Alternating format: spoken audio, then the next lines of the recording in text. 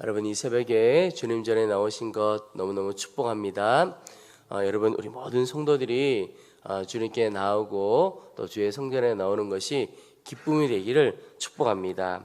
여러분, 교회 오는 것 또 예배 드리는 것, 그것이 기쁘십니까? 정말 기쁨이 되기를 소망합니다. 오늘 말씀에 보면 이 시편 기자가 다윗의 시라고 그랬는데, 이 다윗이 하나님의 집에, 하나님의 성전에 나오는 것이 너무너무 기뻤다고 고백하고 있습니다. 오늘 1절 보면 사람이 내게 말하기를 여호와의 집에 올라가자 할 때에 내가 기뻐하였도다. 제가 이 말씀 보면서 성지순례 갔을 때 생각이 났습니다. 성지순례 갔을 때 벌써 가기로 결정하는 때부터 마음에 설레임이 있었고, 또 그 땅에, 성지라고 하는 이스라엘 땅에 발을 딛는 그때부터 너무너무 큰 감격과 기쁨이었습니다. 하루하루가 감격이었고 또 매 순간순간이 감격이었습니다. 그 중에도 모든 순간이 감격이었지만 하나 기억나는 것이 감람산에 갔을 때였습니다. 감람산에 가보니까 한 2000년 정도 더 된 그런 수령을 가진 올리브 나무들이 몇 그루가 있는 것을 보았습니다. 그 설명을 듣고 그 나무들을 보는데 참 부럽다 하는 생각이 들었던 것이, 이 나무는 우리 주님을 보았겠구나, 그런 생각이 드는 겁니다. 이 나무 그늘 아래에서 주님이 쉬셨고, 이 나무 그늘 아래에서 주님께서 제자들과 말씀도 나누셨고, 이 나무 그늘 아래, 이 나무에 기대시기도 하셨겠구나, 그런 생각이 드는 겁니다. 그러면서 그곳에 꼭 주께서 지금 함께 있는 것 같은 그런 마음을 갖게 되었습니다. 그래서 이스라엘 예루살렘 성지라고 하는 곳곳을 다니면서 정말 참 기쁘고 감사했습니다. 아마 이 땅의 순례자들이, 또 이 시편 기자가 시편을 기록할 때 있었던 이때 또 이 노래를 불렀던 순례자들이 예루살렘에 갔을 때의 기쁨이 아마 그러하지 않았을까 하는 생각을 갖습니다. 여러분, 하나님의 전에 가는 것이 왜 기쁠까요? 예배의 자리, 또 기도의 자리에 나아가는 것, 성전에 나아가는 것이 왜 그렇게 기쁠까? 바로 하나님의 임재 때문에 그렇습니다. 여러분, 하나님의 임재는 우리에게 삶의 해답을 줍니다. 도무지 이해되어지지 않을 일들이 우리의 삶 가운데 많이 일어나죠. 어떤 것은 그 이유도 알게 되겠고 또 어떻게 해야 될지도 알게 되겠습니다. 그런데 도무지 이해되지 않는 일, 우리의 머리로서는 깨닫지 못할 일들이 있습니다. 그런데 그것들이 하나님의 임재 안에서 해답을 얻게 됩니다. 예를 들어 이런 것입니다. 도대체 이 세상을 살아갈 때 악인은 왜 점점 더 흥하고 왜 선한 사람이 이렇게 고통을 받는가? 하나님의 뜻대로 살려고 하는 사람들은 참 어려움을 겪고, 그런데 오히려 하나님을 대적하고 부인하고 악하게 살아가는 사람들은 왜 그렇게 흥하는 것일까?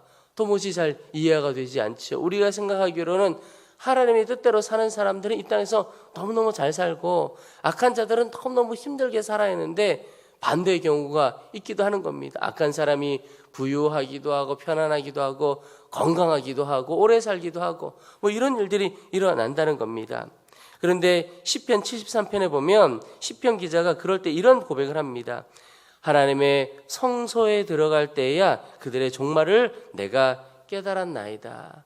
시편 기자도 똑같은 질문을 가지고 있었는데, 하나님의 성소에, 하나님의 임재 앞에 가보니까 그들의 종말을 보게 되고 왜 이런 일이 일어나는지 다 깨닫게 되었다는 것입니다. 삶의 해답을 얻게 된 것이죠. 그래서 하나님의 임재 가운데로 우리가 들어가야 합니다. 또 하나님의 임재는 우리의 영혼을 회복시킵니다. 하나님의 임재 아래서 우리가 치유되고 회복되어집니다. 영혼과 육체가 회복되어지게 되죠. 여러분, 하나님 임재 안에서만 우리의 영혼이 새 생명을 얻고 힘을 얻고 살아납니다. 그래서 하나님의 전에 나아가는 것이 우리에게 기쁨이 되는 것입니다. 주께 나가면 살아나는 역사가 있는 것이죠. 우리 교회가 교회 위해서 기도할 때 첫 번째 기도하는 것이 예배를 위해서 기도합니다. 특별히 예배를 위해서 기도할 때 우리 교회 예배가 어떤 예배가 되기를 원하는가?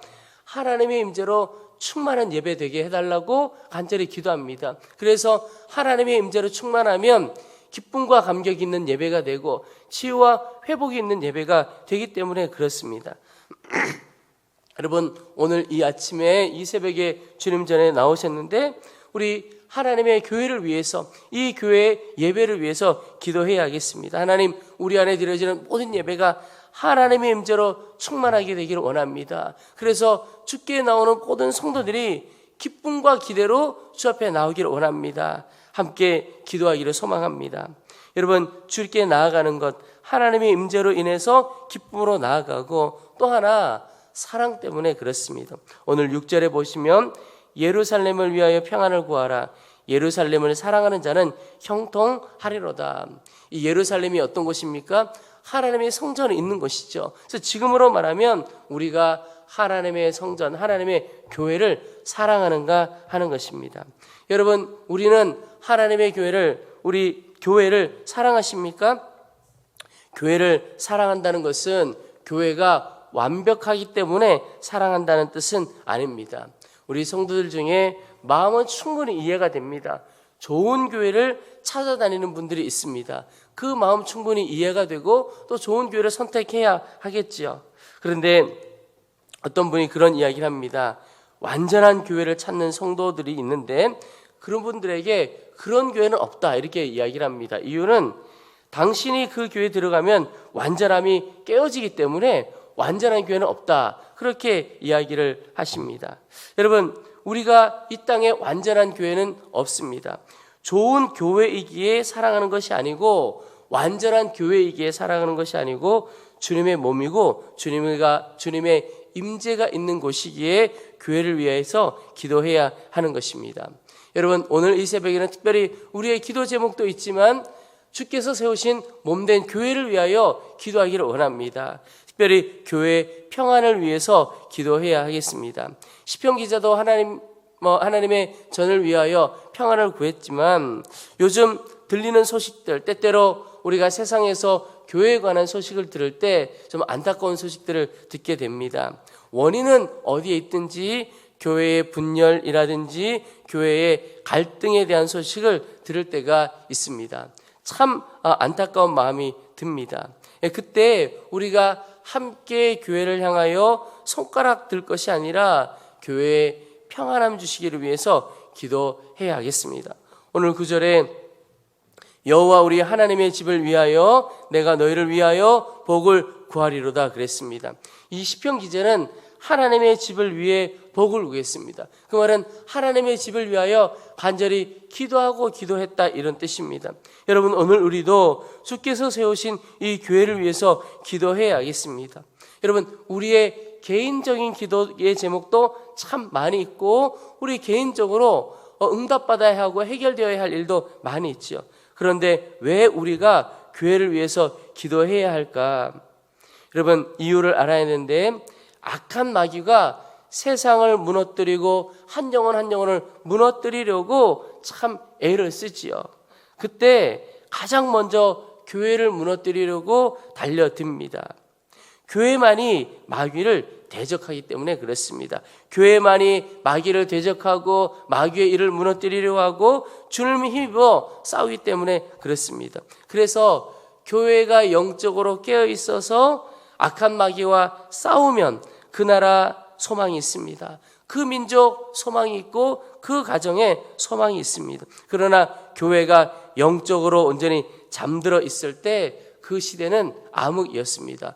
교회사를 살펴보면 교회가 깨어 있느냐, 교회가 잠들어 있느냐에 따라 그 시대가 어떠한지가 보여집니다. 마귀에게 완전히 삼켜 살아가는 시대가 되느냐, 깨어 마귀가 별로 힘 못 쓰는 시대가 되느냐 하는 겁니다. 교회를 위해서 기도해야 할 분명한 이유가 있습니다. 교회만이 한 영혼을 무너뜨리고 세상을 무너뜨리려고 하는 그 마귀와 싸우는 기관이기 때문에 그렇습니다. 그 마귀를 대적하는 것 교회이기 때문에 그렇습니다. 그래서 여러분, 교회가 무너지기 시작하면 한 영혼 한 영혼 다 무너지게 됩니다. 그러나 교회가 서 있으면 소망이 있습니다. 그래서 교회의 평안을 위하여 기도하고 교회가 든든히 서가기를 위해서 기도해야 하는 것이죠. 여러분, 교회가 마귀와 싸울 수 있고 마귀를 대적하는 든든한 교회로 세워져 가기 위해서 어떠해야 하겠습니까?